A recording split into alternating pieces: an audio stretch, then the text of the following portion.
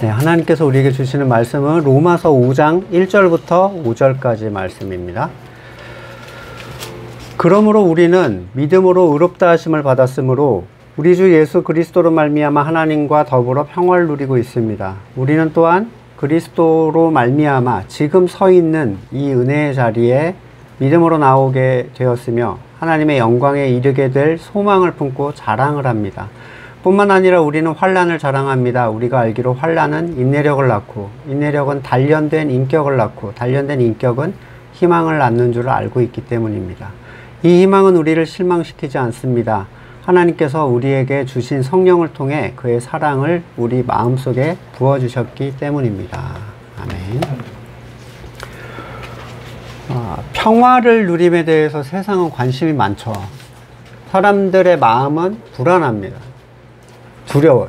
온갖 근심이 그들에게 있고 자신이 가지고 있는 선, 이게 행여라도 미치지 못하거나 또는 그걸 잃게 할 가능성이 있는 여러 가지 변수들이 그들을 두렵게 합니다. 마음이 편하고 싶은 사람들의 문제는 그가 바라던 선이 이루어짐으로써 잠시 해결이 돼요.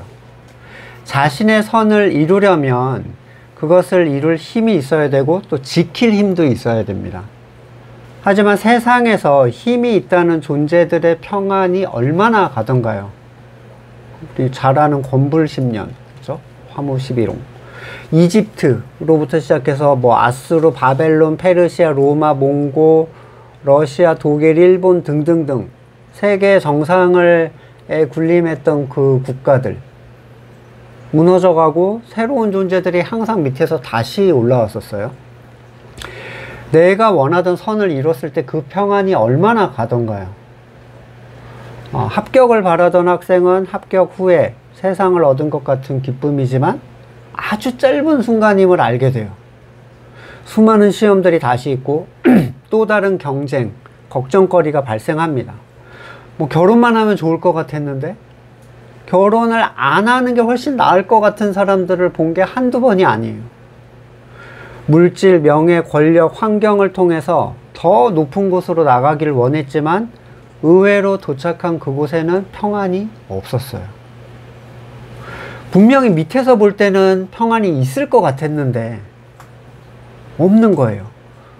더 높은 곳이라는 건 항상 있기 마련이고 권력을 잡은 자들이 평안해 보이던가요? 지금 권력을 잡았다는 사람들, 정치인이나 재계에 있는 사람들이 마음이 평안해 보이나요? 약한 사람들한테는 위세를 떨치는 것처럼 보이지만 거기는 항상 암투, 경쟁이 있습니다. 예수님 당시에 가장 강력한 권력이었던 로마라는 국가, 팍스 로마나라는 얘기를 들어보셨죠? 로마의 평화. 로마가 강력한 무력을 통해서 세상 주변을 다 찍어 누르면서 전쟁이 사라졌어요. 그래서 사라지는 것처럼 보인 상태죠. 하지만 외적으로 전쟁이 사라진 것처럼 보여도 우리가 잘 아는 성경 이스라엘만 봐도 그건 평화가 아니었어요. 전쟁조차 일으킬 수 없는 강압이었죠. 오히려 강력한 로마 권력에서도 정점에 있는 황제, 당시 사람들의 눈에는 신급이잖아요. 신급, 숭배까지 할 정도니까. 근데 그들은 항상 권좌에서 쫓겨나거나 또는 암살당할지 모른다는 공포에 시달렸습니다. 혈통세습을 원칙으로 하지 않았기 때문에 후계자 문제로 갖가지 어려움에 처해 있었고, 또 속국들의 반란을 관리해야 됐고, 원로원과의 관계, 그 긴장도 제어를 해야 됐죠. 로마 황제가 69명 중에 43명이 62% 달하는 사람이 황제가 암살, 자살, 또 전투 중 사망 이래요. 사실 평범한 로마 시민의 삶보다 훨씬 절망적이고 비참한 삶이었어요. 꽃들에게 희망을이라는 동화를 아시죠? 저 아주 어렸을 때부터 그 책이 있어서 많이 봤는데, 주인공 애벌레가 이 애벌레로 쌓여진 한 탑을 발견해요. 그래서 막 거기 다 기어 올라가고 있어요. 서로를 짓밟으면서. 근데 왠지도 모르고 서로가 서로를 밟으면서 보이지 않는 곳을 향해서 계속 올라가고 있습니다. 근데 올라가다 낙오하고 죽고 포기하고 이러는 거죠. 떨어져서 죽어가던 한 벌레가 이 주인공 벌레한테 이런 얘기를 해요. 저 꼭대기 나중에 알게 될 거야. 나비들만이 알게 될 거야. 그리고 이제 죽어요. 무슨 얘기인지를 알 수 없잖아요. 이게 뭔 소리야. 그리고 이제 이 주인공 애벌레가 결국 정점을 향해서 오르기 시작합니다. 그리고 도착했는데 아무것도 없는 거예요. 그냥 짓밟고, 그 애벌레들을 짓밟고 있는 자기밖에 없는 거죠.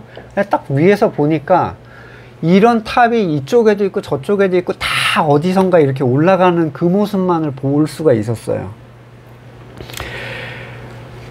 정작 애벌레로서 정점에 도달한다 한들 아무것도 없었다 라고 말할 수밖에 없는 게 애벌레인데, 그러나 번데기로서 죽음을 맛본 나비는 그 너머 것을 볼 수 있는 존재가 됩니다.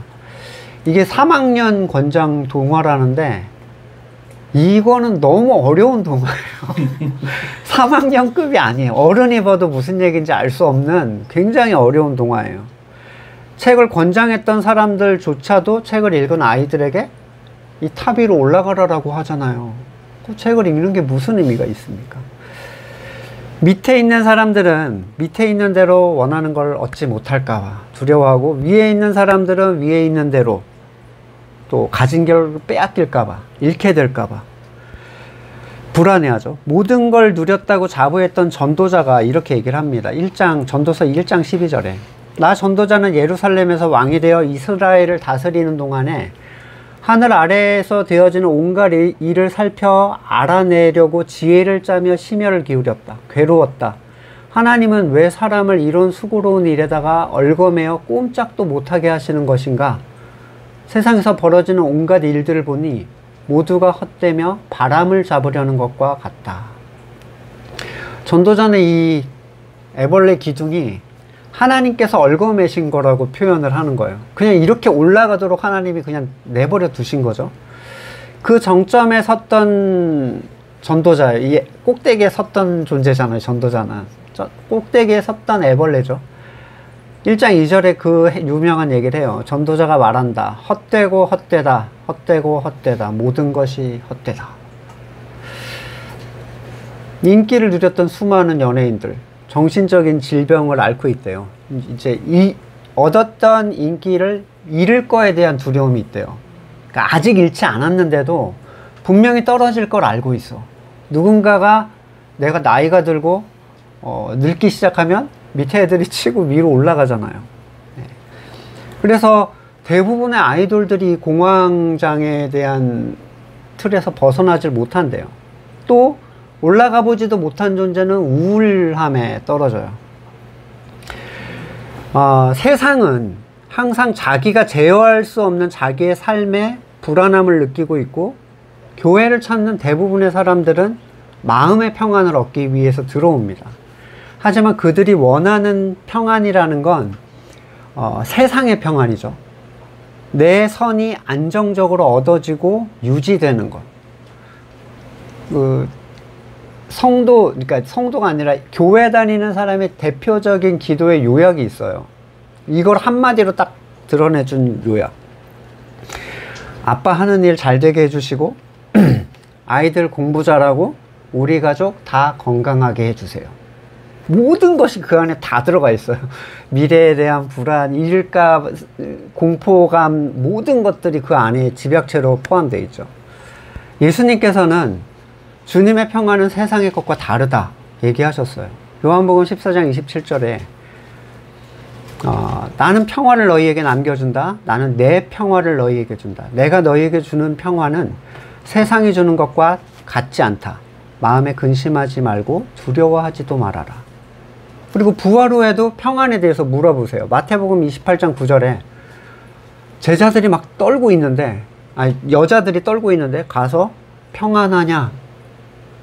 어떻게 평안할 수가 있겠어요? 지금 예수님을 따르던 자들이 예수님이 사형당하고 죽은 다음에 나머지를 잡으려고 하는 중에, 제자들도 요한복음 20장 19절 제자들은 유대 사람이 무서워서 문을 닫고 닫아 걸고 있었다. 그때 예수께서 와서 가운데로 서셔서 너희에게 평화가 있기를 하고 인사말을 하셨다.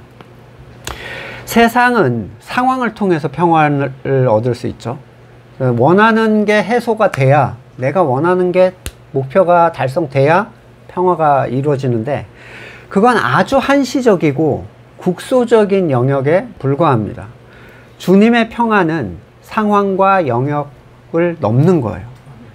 풍랑 위에 배에서 깊은 잠을 주무셨던 것처럼, 세상의 권세자들 앞에서 항상 당당히 서셨던 것처럼, 세상의 상황이 그 평안을 흔들지 못했고 모든 영역에서 계속해서 지속이 돼요. 그러한 사람들은 가진 것이 없이도 만족하는 거예요. 그러니까 평안한 거죠. 왜냐하면 내 선이 없으니까. 시편 23편 1절, 주님은 나의 목자시니 내게 부족함이 없다. 나한테 뭐가 채워져서 부족함이 없다라는 얘기를 하지 않습니다. 고린도후서 6장 11절에도 우리는 근심하는 사람 같으나 항상 기뻐하고, 가난한 사람 같으나 많은 사람을 부유하게 하고, 아무것도 가지지 않은 사람 같으나 모든 것을 가진 사람입니다. 이게 주님이 주시는 평안이죠. 이걸 어떻게 얻을 수 있는가? 이것은 사람이 생각하는 방식으로는 얻을 수가 없어요. 누구도 이렇게 해봐라, 저렇게 한번 해봐라, 이런 식으로 조언할 수가 없습니다. 그냥 주님으로부터 주어지는 가치예요, 이 평안은. 요한복음 14장 27절에 아까 나는 평화를 너희에게 남겨준다. 나는 내 평화를 너희에게 준다. 약속하셨죠. 구약에서도 동일한 얘기를 하셨는데 시편 57편 19절 이하에 이제 내가 말로 평화를 창조한다. 먼 곳에 있는 사람, 가까운 곳에 있는 사람에게 평화가 있어라. 주님께서 약속하신다. 내가 너를 고쳐주마. 그러니까 이 고침이라는 건 이 세상의 환경을 통해서 불안하고 근심하는 이 존재에 대한 회복이에요. 그러나 악인들은 요동하는 바다와 같아서 고요히 쉬지 못하니 성난 바다는 진흙과 더러운 것을 솟아 올릴 뿐이다. 나의 하나님께서 말씀하신다. 악인들에게는 평화가 없다. 성경이 말하는 악인은 하나님과의 평화가 없는 모든 사람들을 얘기하고, 그게 이제 모든 인류의 모습이라고 로마서 앞장에서 얘기를 했습니다. 바울은 오늘 본문에서 그러므로 라고 문장을 연결해요. 우리는 믿음으로 의롭다 하심을 받았으므로 우리 주 예수 그리스도로 말미암아 하나님과 더불어 평화를 누리고 있습니다. 바울이 말하는 평화는 믿음으로 얻은 칭의를 통해서 하나님과 평화를 누리는 것인데, 믿음이 아니라 행위로라면 하나님과의 평화를 절대로 누릴 수가 없겠죠. 내가 뭘 해서, 또 내가 나를 통제해서 하나님과 평화를 누릴 수 없습니다. 그 평화가 나한테 달려있는 거가 돼버리기 때문이에요. 이 평화는 믿음으로만 가능한 평화인데, 하나님과의 평화를 누리는 게 어떻게 세상의 풍랑으로부터 그를 쉬게 해줄 수 있나? 예를 들어 나는 부자가 되어서 내가 꿈꾸던 이런저런 걸 누리면서 사는 게 내 평안의 목표예요. 또 우리 애를 이렇게 만들면 내 마음이 되게 즐겁고 행복할 것 같아. 이런 사람에게 자신의 죄인됨을 인정하고 칭의를 통해서 하나님과 평화를 누리게 되는 게, 이런 사람의 욕구를 어떻게 채워주냐는 거죠. 선악의 주권을 넘김으로써 얻는 평안은 거듭난 사람들에겐 체험적으로 공감이 되는 말인데, 거듭나지 않은 사람에게는 굉장한 공포가 됩니다. 아마 여러분들이 주변에 얘기해 보셨으면 굉장히 그걸 무서워한다는 걸 알게 돼요. 자, 거듭나지 않은 한 사람이 있어요. 그리고 그에게 이루고자 하는 선이 있죠. 근데 하나님의 주권을 인정하면 나는 이걸 포기해야 된다고 생각을 해요. 그 사람들은. 내가 하나님을 주인으로 인정하면 그분은 내가 원하는 걸 빼앗으려는 것처럼 느껴요. 하나님의 뜻이 이루어지기를 간구하면 내 뜻은 절대로 안 들어주는 걸로 인식을 해요. 이 근본에는 내 선이 옳고 좋은 것이라는 전제가 이미 들어있어요. 이걸 정확하게 설명하는 본문이 있죠. 마가복음 10장 29절에 내가 진정으로 너희에게 말한다. 나를 위해, 복음을 위해 집이나 형제, 자매, 어머니, 아버지, 자녀, 논밭을 버린 사람은 지금 이 세상에서 박해를 받겠지만 집과 형제, 자매, 어머니, 자녀와 논밭을 100배나 받을 것이고 오는 세상에서 영원한 생명을 받을 것이다. 세상에 속한 사람들이 이 본문이 공포입니다. 이걸 다 버려야 된다고? 막 이런 생각을 해요. 또 더 나가서 탐욕을 위한 투자의 개념으로 이해를 하기도 합니다. 100배를 얻기 위해서 지금 버려야 돼. 이렇게. 근데 거듭난 사람은 달라요. 그는 이미 하나님 앞에서 선한 것이 없다는 걸 발견했어요. 자기 가치의 제로를 발견한 거예요. 자신은 죄뿐이고 하나님만이 의로우심을 알게 된 사람들이 거듭난 사람들인데 내게는 어떤 선도 의도 없다는 걸 알게 되면 하나님을 인정하는 게 하나도 어렵지가 않아요. 빼앗길 게 없으니까요. 의가 없는데 뭘 뺏어가겠어요, 하나님이. 나한테 선한 게 없는데 뭘 가져가시겠어요. 그 절망에 빠진 자에게 하나님은 거저 주시는 은혜, 그리스도의 의를 입혀주시고 하나님의 의를 입게 된다는 사실은, 그러니까 내 선악의 주권이 포기된다는 사실이에요. 그러니까 이걸 내놔야지가 아니라 무가치해서 내려놓는 상태. 내가 선악의 주권을 가지고 있지 않으면 내 선의 기준에 의해 두려워할 이유가 없습니다. 사람이 두렵거나 근심하거나 분노하거나 슬퍼하는 모든 이유는 다 내 선의 성취의 여부에 달려 있어요. 그게 세상이 주는 평안이거든요. 근데 이것은 마인드 컨트롤로 바꿀 수 있는 게 아닙니다. 세상에 속한 사람들도 내 선을 포기하는 사람들이 있거든요. 세상에 속한 사람들도. 하지만 완전히 포기를 한다 해도 그들에게는 창조주의 선이 이루어지는 일과 또 영원한 세계에 대한 하나님의 유업에 대한 보장이 없어요. 다만 내 선을 포기함으로써 이룰 수 없는 또는 지킬 수 없는 선의 괴롭힘을 당하지 않으려고 할 뿐이에요. 하지만 성도가 자기를 부인하는 것은 놀라운 유업과 관계가 있습니다. 영적인 본질과 관계가 있는 거죠. 하나님과 평화를 누린다는 것은 오직 창조주의 주권을 그분에게 창조주의 주권을 그분에게 다시 돌려드림으로 가능한 일이고, 이건 내가 주권을 돌려드리겠다는 의지의 문제가 아니라 주신 믿음을 통해서 체험되는 가치예요. 누가복음 20장 25절에 예수님께서 말씀하셨죠. 그럼 황제의 것은 황제에게 돌려주고 하나님의 것은 하나님께 돌려드려라. 에덴을 나오면서 가지고 나온 게 하나 있잖아요. 선악의 주권이에요. 11조가 아니라 선악의 주권을 가지고 나왔고 하나님은 그걸 돌려받기를 원하시는 거죠. 그걸 돌려드리면 하나님과 인간관계에서는 더 이상 주권 싸움을 할 이유가 없습니다. 하나님은 그들을 피조물의 연약함으로 따뜻하게 바라보시고 그 연약함에 전혀 개의치 않으세요. 시편 4편 6절 수많은 사람이 기도할 때마다 이렇게 기도한대요. 주님, 우리에게 큰 복을 내려주십시오. 누가 우리에게 좋은 일을 보여줄 수 있을까 하며 불평하는 사람들이 많이 있습니다. 그러나 주님, 이 사람의 감정을 보세요. 주님의 환한 얼굴을 우리에게 비춰주십시오. 주님께서 내 마음에 안겨주시는 기쁨은 햇곡식과 새 포도주가 풍성할 때 누리는 기쁨보다 더 큽니다. 내가 편히 눕거나 잠드는 것도 주님께서 나를 평안히 쉬게 하여 주시기 때문입니다. 오늘 본문 2절에서 거듭난 사람들은 그리스도로 말미암아 지금 서 있는 이 은혜의 자리에 나오게 되었다라고 얘기하죠. 지금 있는 이 자리, 거기가 바로 은혜의 자리예요. 고지론, 저지대론처럼 또는 청부나 청빈 같은 지금을 벗어나서 특별화된 자리를 찾아갈 이유가 없습니다. 그래서 고린도전서 7장 20절에서 지금 머물러 있는 그 자리에 있으십시오, 그 얘기를 하는 거예요. 뿐만 아니라 성도는 바로 자신에게 주어진 그 은혜의 자리에서 하나님의 영광에 이르게 될 소망을 품고 자랑을 한다 이러는데, 이 소망은 궁극적으로 영원한 것, 영원한 나라에 대한 소망이죠. 사도행전 24장 14절에서 나는 하나님께 소망을 두고 있는데 나를 고발하는 이 사람들도 그 소망이 이루어지길 고대하고 있습니다. 곧 그것은 의로운 사람들과 불의한 사람들의 부활이 장차 있으리라는 것입니다. 고린도후서 3장 11절에도 잠시 있다가 사라져버릴 것도 생길 때 영광을 입었으니 길이 남을 것은 더욱 영광에 속해 있을 것입니다. 우리는 이런 소망을 가지고 있으므로 아주 담대하게 처신합니다.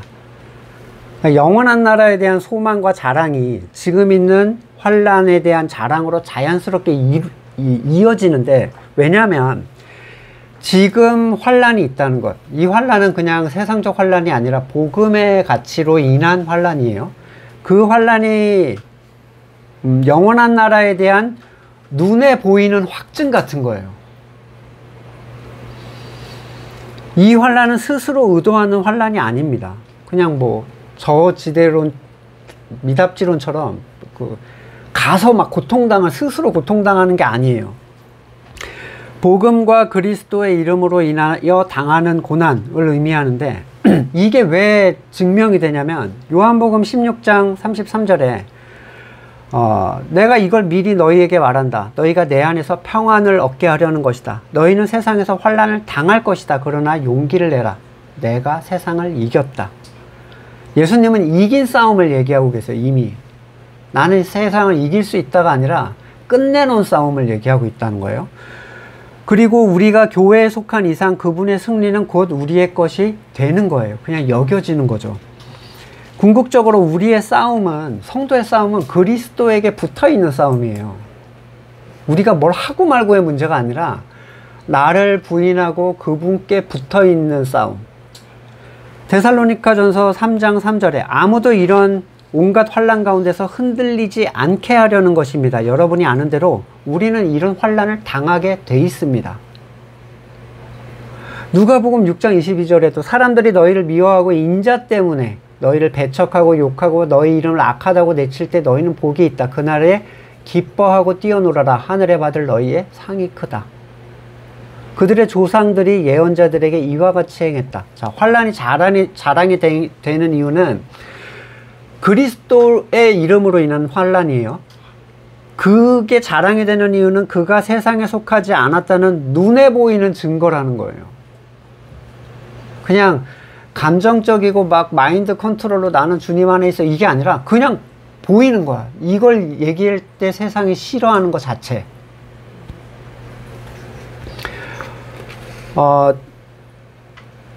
그게 우리의 환난이 말씀에 관한 것, 복음의 증언에 관한 것, 의에 관한 것, 선악의 주권에 관한 것, 이런 것이라면 그 환난에 대해서 우리는 충분히 즐거워해야 될 이유가 있다는 거예요.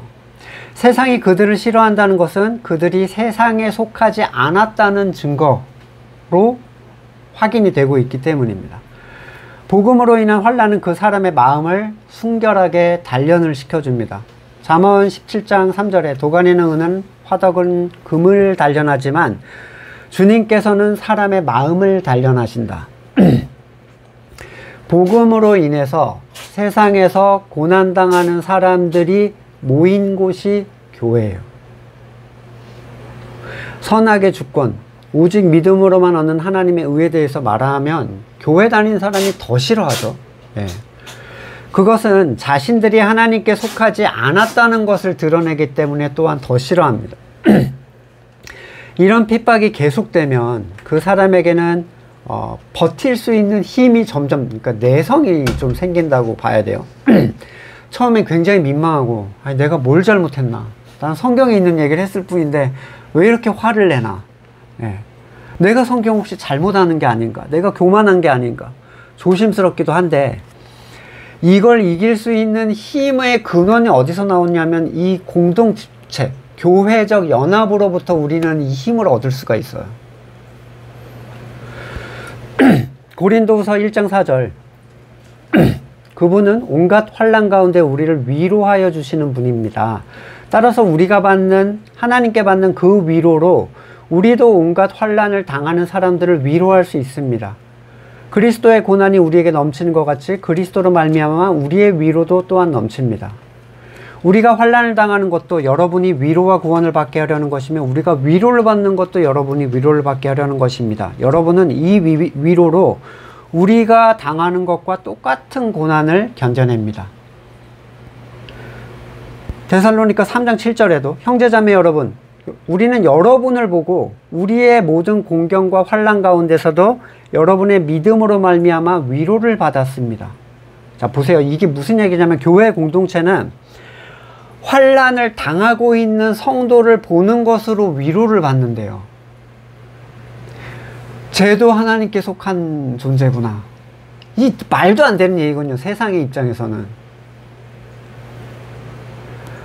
그리고 그걸 보고 위로를 받고 있잖아요. 제가 만약에 이분이 고난을 당하고 있는데 제가 쟤도 세상에 속한 존재구나라고 제가 위로를 받으면, 위로를 받는 존재를 보고 환난을 당한 애가 다시 위로를 받는데요. 이게 나의 고난이 저 사람에게 힘을 주고 확신을 주는 이유 때문이에요. 이건 진짜 설명할 수 없는 얘기예요. 그걸 누려보지 않은 사람은 절대로 설명할 수 없는, 이해할 수 없는 얘기. 서로가 진짜 성도임을 계속 확인하는 장이 되는 거야, 이 자리가. 그런 감격을 누리는 성도를 보면서 환난을 당하는데도 다시 위로를 받고, 자기의 고난이 다른 성도에게 힘과 위로가 된다는 사실은 정말 아무 말도 하지 않았는데 나타나는 현상이에요. 이 환난에는 인내가 따르는데, 누가복음 21장 17절, 너희는 내 이름 때문에 모든 사람에게 미움을 받을 것이다. 그러나 너희는 머리카락 하나도 잃지 않을 것이다. 너희는 참고 견디는 가운데 너희 목숨을 얻어라. 데살로니가 후서 3장 5절에도 주님께서 여러분의 마음을 인도하셔서 여러분이 하나님께서 사랑하시는 것과 같이 사랑하고 그리스도께서 인내하시는 것 같이 인내하기를 바랍니다. 히브리서 10장 36절, 여러분이 하나님의 뜻을 행하고 나서 그 약속해 주신 것을 받으려면 인내가 필요합니다. 야고보서 1장 3절, 여러분은 믿음의 시련이 인내를 낳는다는 것을 알고 있습니다. 계시록에서도 14장 12절에 하나님의 계명과 예수를 믿는 믿음을 지키는 성도들에게는 인내가 필요하다. 인내를 계속 얘기해요. 자, 환난을 인내하지 못하면 단련된 인격으로 나갈 수가 없습니다. 그러니까 굉장히 중요한 하나의 중간 징검다리 같은 건데, 무슨 얘기냐면, 인내하지 못하면 항상 그 자리예요. 중간에 나가 떨어져 버리면 항상 떨어진 그 자리부터 다시 시작해야 되는데 항상 그 자리에서 다시 나가 떨어지는 거예요. 따라서 환난에 대한 인내는 매우 중요한데, 인내는 참고 버티는 거죠. 다이어트 할 때 우리 치팅데이라는 거 혹시 들어보셨나요? 치팅데이, 이거 먹고 싶은 걸 막 먹는 날이에요. 근데 평일에 몇 배를 배 터지게 그냥 먹어버리는 거예요. 그런 사람을 우리는 인내했다라고는 얘기하지 않아요. 인내는 성령의 열매예요. 여러분한테 인내를 요구하는 게 아닙니다. 그가 그리스도를 의지하고 있다면 그게 열매로 맺혀지는 것이기 때문에 여러분한테 요구하는 게 아니에요. 하지만 그리스도를 의지하지 않는 상태에서는 내가 버텨야 되기 때문에 결코 버티지 못하고 떨어져 나가버려요. 항상 원점에서 시작합니다. 그래서 광야를 뭐라고 해요? 뺑뺑이라고 얘기하잖아요. 같은 자리를 계속 돌고 있어. 이 훈련이 일종의 신앙의 훈련 여정이기도 한데, 원점에서 계속 시작하는 사람들은 끊임없이 광야를 도는 사람이고 성장이 없어요. 거기는 그냥 훈련이에요. 성경 읽기로 치면 연초에 항상 그런 분들 있잖아요. 난 창세기 1장, 마태복음, 낳고 이것만 나는 몇 번을 읽었는지 모른다. 넘어가질 못하니까 항상 다시 그 자리부터 시작하는 거죠. 수학으로 치면 덧셈 뺄셈만 맨날 다시 시작하는 거예요. 잘 안 돼 있으니까. 기초가 없는데 뒤에 걸 넘어갈 수 없어요. 그래서 그들은 신앙생활이 늘 똑같다고 생각해요. 성장하는 사람들은 너무 다른 게 막 나오는 걸 보거든요. 근데 그분들은 항상 똑같대. 잘 붙어 있는 사람들은 다른 걸 보게 됩니다. 근데 이 붙어 있다라는 핵심적인 내용이 뭐냐면 교회예요. 교회됨에서 붙어 있는 사람들, 성도의 교제 안에서 인내하는 사람들. 여러분 공동체에서 보시면 아시지만 항상 여기에 와서 함께 말씀을 누리고 나누고 싶은 생각이 드는 게 아니거든요. 근데 여기를 떨어져 나갔을 때 나타나는 결과들을 체험적으로 느껴보셨다면 여기가 주는 가치가 뭔지를 알게 됩니다. 인내라는 건 교회됨의 자리를 우리가 꿋꿋이 유지하는 것이 가장 중요한 핵심적인 내용이에요. 적당히 발을 담근 채 근처를 떠돌다가 너무 공고하면 돌아올 수 있죠. 하지만 항상 그 자리. 항상 그 자리. 단련된 인격으로 성장할 수가 없어요. 기분에 따라 상황에 따라 발을 뺐다 넣었다. 베드로처럼 먼 발치에서 계속 주님을 따라가고 있는 거죠. 상황에 따라 얼마든지 우리가 외면할 수 있잖아요. 교회라는 것 자체를. 자, 설교를 듣는 건 중요하죠. 하지만 정상적 교제가 없이는 듣는 설교만으로는 교회적 연합을 이룰 수가 없어요. 우리 공동체도 비록 거리상의 문제로 함께 하실 수 없는 분들이 뭐 줌에도 계시지만 빠지지 않고 온라인에서라도 함께하는 이유는 그 소통과 공유의 가치, 내가 어려움을 말하고 또는 내가 당하는 고난을 말하고 다른 이의 환난을 들으면서도 위로를 받고 힘을 얻게 하는 가치가 이 안에 있기 때문이에요. 혼자서 어디서 위로를 받습니까? 혼자서 누구의 성장이 나에게 힘이 된다고 어떻게 느낄 수가 있겠어요? 내가 떨어질 때 누가 우리를 위해서 기도해 주겠습니까? 전도서 4장 12절 혼자 싸우면 지지만 둘이서 힘을 합하면 적에게 맞설 수 있다. 세 겹줄은 쉽게 끊어지지 않는다. 두세 사람이 모인 곳에 나도 항상 그들과 함께 있다. 이런 반복적인 일들은 그가 세상의 환난으로부터 견딜 수 있는 힘을 주는데 4절 인내력은 단련된 인격을 낳는다. 단련된 인격이라는 것은 그가 자신의 고유하고 유일한 특성으로서 그런 인내가 삶이 되는 어떤 모습을 얘기하는데 이제는 견디려고 해서 견디는 게 아닌 거예요. 그러니까 자연스러운 일이 되는 거죠. 단련된 인격이 되면 어렵지 않은 일이 된다는 거예요. 그러니까 습관적 단련과는 다릅니다. 뭐 60일 반복하면 습관이 된다 이러잖아요. 세상도. 그건 세상도 가능하죠. 단련된 인격으로 번역된 도키맨이란 용어는 새 미국 표준 성경에서는 인정받은 인격이라고 표현을 해요. 굉장히 좋은 표현인 것 같아요. 루터는 경험이라는 의미로 번역을 했어요. 여기서 우리는 아브라함의 사건을 다시 한번 꺼내볼 수 있어요. 그 믿음으로 시작한 여정에서 자기의 실패, 절망을 경험했죠. 궁극적으로 하나님께 받은 것을 다시 하나님께 돌려드리는 믿음까지 성장을 합니다. 이삭을 바치는 결단은 순간적인 충동이나 과도한 헌신이 아니라 그의 25년 이상의 기다림, 그리고 25년 이상의 이삭의 성장을 보면서 인정받은 인격으로부터 나온 결과물이에요. 그러니까 이게 이삭이 모리아산에서 드려진 나이가 25에서 35세 사이래요. 막 이 아이를 잡아바치려고 한 게 아니라 청년인 거예요. 이쯤 되는 진짜 청년인 거예요. 그러니까 25년 기다려서 100세 낳았는데 또 25년이나 기다리면서 그 아이가 자라는 모습까지를 본 무려 50년 이상의 믿음의 성장의 결과물이에요. 이 아브라함을 드리는 이 장면은. 그쯤 돼야 단련된 인격이라고 표현을 할 수 있는 거예요. 신앙생활을 시작한 사람들은 일반적으로 마음이 굉장히 급합니다. 아브라함 같이 나는 뭘 내어드릴까 봐 이러고 있어요. 베드로 같죠 꼭. 주님과 함께 나는 뭐 목숨도 뭐 내어놓겠다 이렇게 하는 것 같아요. 당장 막 급성장해서 변화하고 천국의 기쁨을 맛보고 싶은데 순식간에 바닥으로 떨어졌다가 다시 올라갔다 뭐 항상 근데 그 자리예요. 돌기 시작하는 거예요. 이제 서서히 왜 같은 자리지 계속 이제 생각하는 거죠.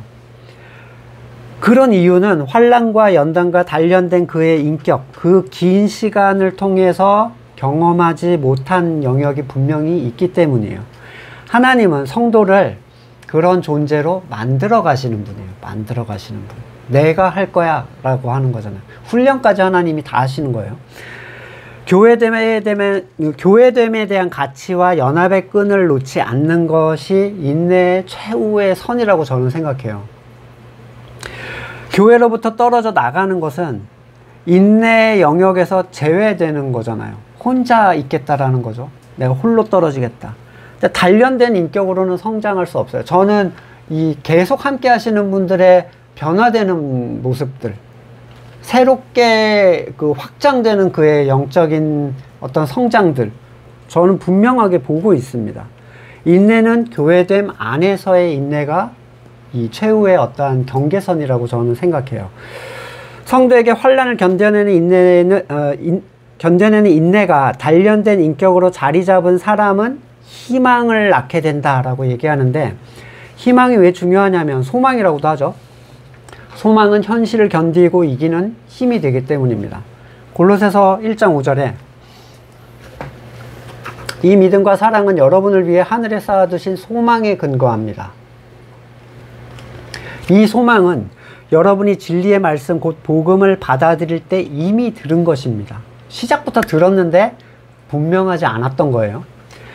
이 소망은 궁극적으로 영원한 나라에 대한 소망인데, 영원한 가치에 대한 소망인데, 이게 진짜 것이 돼서 성도의 신앙에 박차를 가하게 하는 것은 환난과 인내, 그리고 그것으로부터 나오는 단련된 인격까지의 믿음의 여정이에요. 그러니까 진짜 우리가 소망은 이 여정 끝에 진짜 거가 점점 드러나는 거죠. 이게 준비된 사람들이 진짜 희망을 보게 됩니다. 그러니까 막연하고 추상적인 희망이 아니에요. 영원한 나라 뭐 떠올려봤자 감동이 없잖아요. 별로. 예. 막 달려가고 싶은 막 그런 느낌이 없잖아요. 왜냐하면 추상적이고 불분명하기 때문이에요. 이것은 분명하고 구체적인 희망으로 변해가는데, 소망이 진짜 소망이 있다면 아무것도 힘들지 않게 돼요. 뭐 들었던 예가 있죠. 1000억 로또가 되면 미국 가서 타오는 거는 아무것도 아니야. 뭐 비용, 시간, 피곤함, 언어 소통, 노 프로블럼. 그냥 가는 거야. 뭐 말 안 되는 게 어딨어.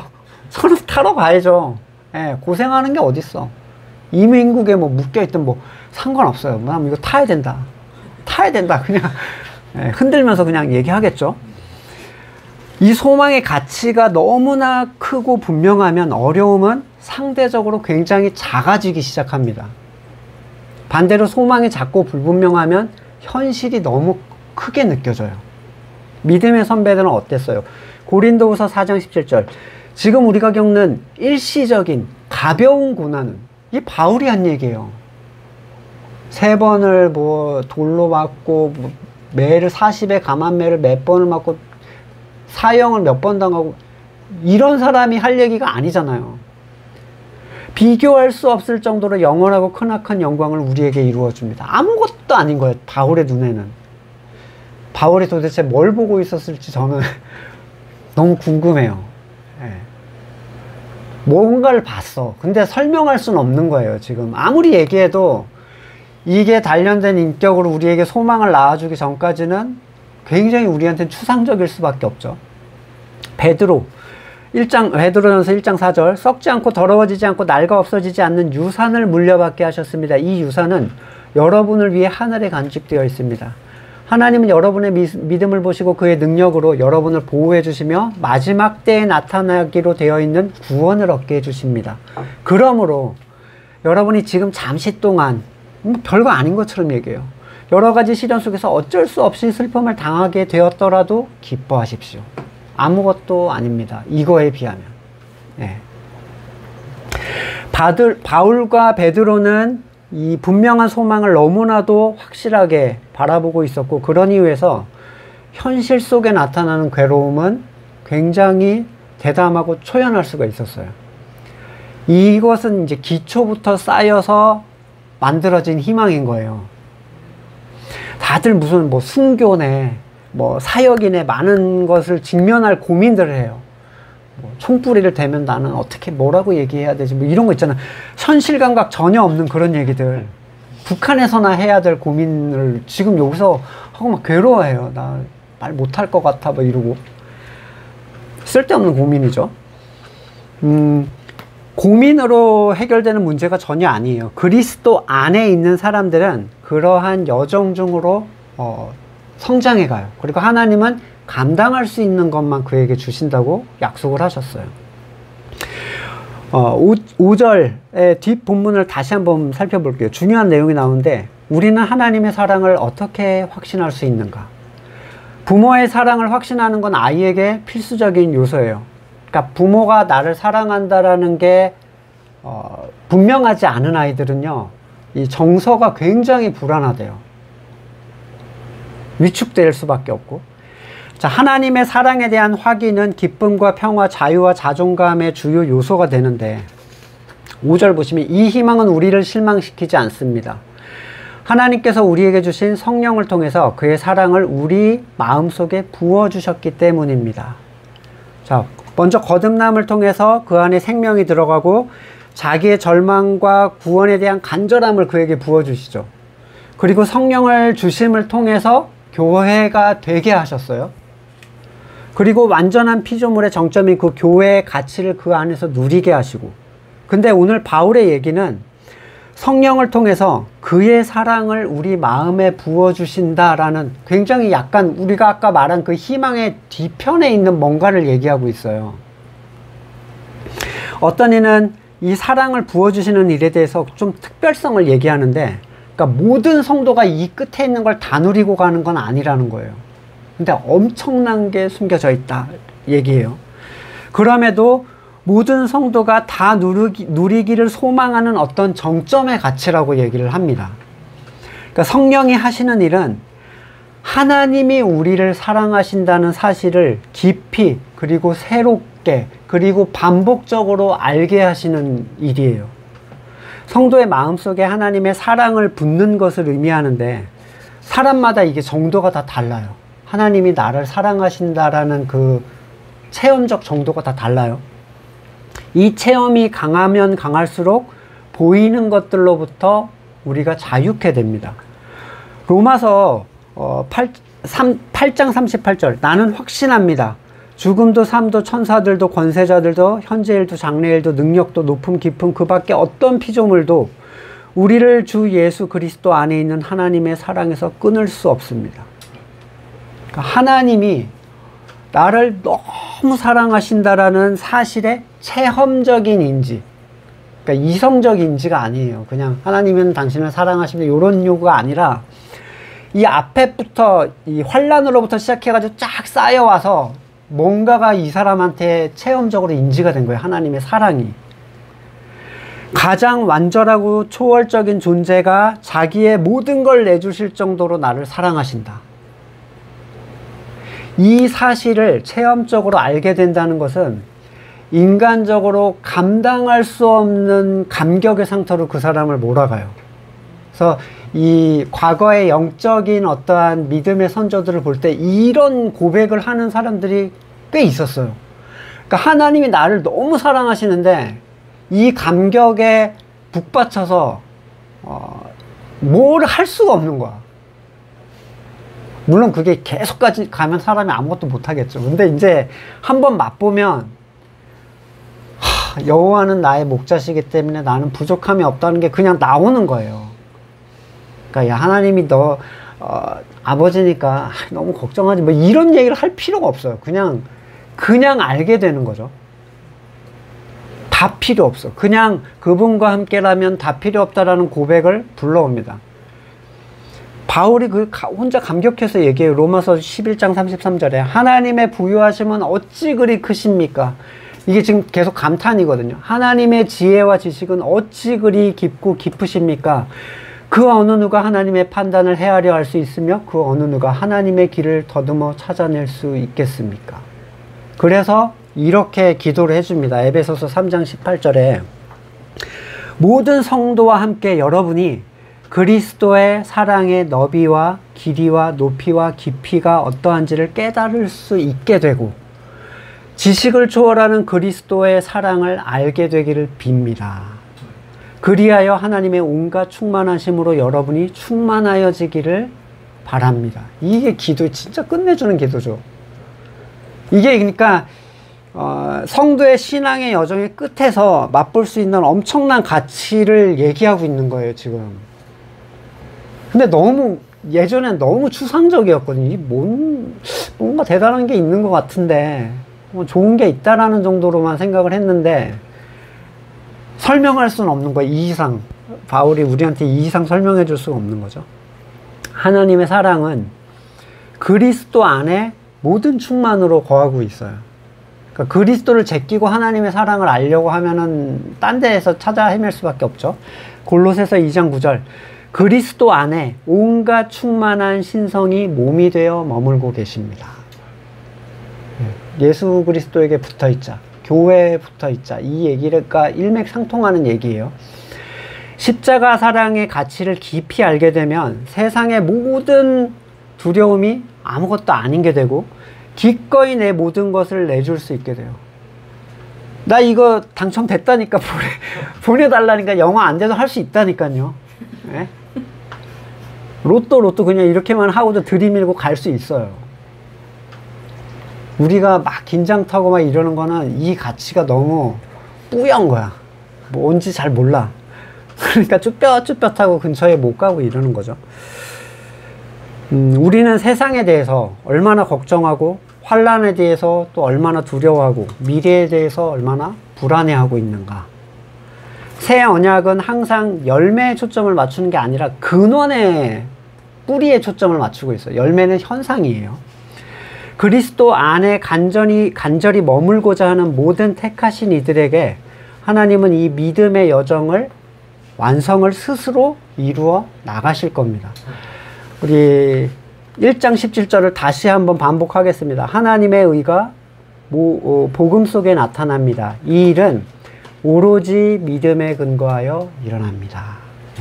네. 말씀을 놓고 같이 잠깐 기도하겠습니다. 그리고 제가 기도하겠습니다. 현실에 대한 어떤 두려움과 근심 또는 불안함, 슬픔들, 그런 것들에 대해서 내가 참된 가치를 진짜 아는 곳까지 가기를, 그래서 환난을 인내하고 인내로 단련된 인격을 낳고 그게 희망을 보게 하고, 그래서 하나님의 사랑이 우리에게 충만히 부어졌을 때 바울 같은 고백, 잠시 잃는 환난에 경한 것들이라는 표현이 우리 입에도 충분히 나올 수 있기를 기도하겠습니다. 세상 모두가 높은 곳을 향하여 기어오르고 있을 때 주님의 죽으심으로 연합하게 하셔서 그곳을 벗어날 수 있게 하심을 감사드립니다.